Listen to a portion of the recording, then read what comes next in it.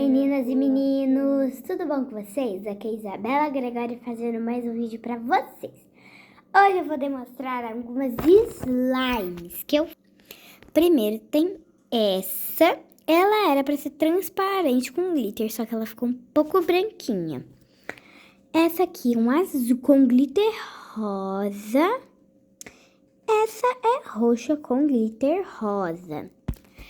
Eu vou demonstrar como elas são gostosas de apertar.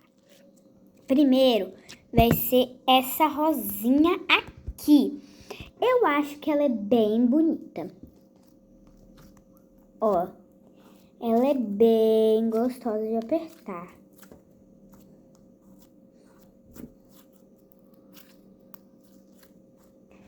A segunda, ela é meio desmentinha.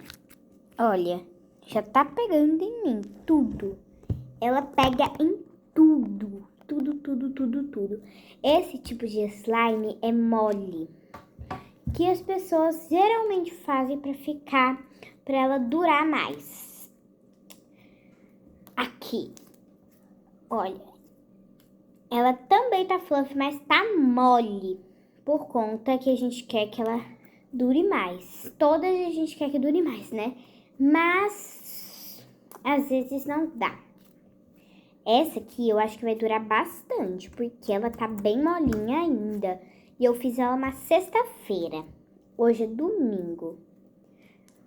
Aí ela é bem gostosinha de apertar. Eu amo ela. Mas ela é bem molinha. E eu fiz uma roxa também, que ficou bem bonitinha, que eu gostei também da cor dela. E ela é bem maior que as outras, ela é maior que todas. Aqui, ela dá pra pegar, ela tava bem mole. Só que aí eu dei uma ajeitada nela, né? Eu passei o creme hidratante e ela ficou assim. Ficou bem melhor, o resultado eu gostei bastante. Eu acho que ela também vai durar bastante. E ela também é bem gostosa de apertar, ó. Eu gostei de todas. Enfim, esse foi o vídeo. Espero que vocês tenham gostado. Se gostou, deixe seu like, se inscreva no canal e toque o sininho das notificações, pra você não perder nenhum vídeo do nosso canal. Tchau, tchau. Até os próximos vídeos.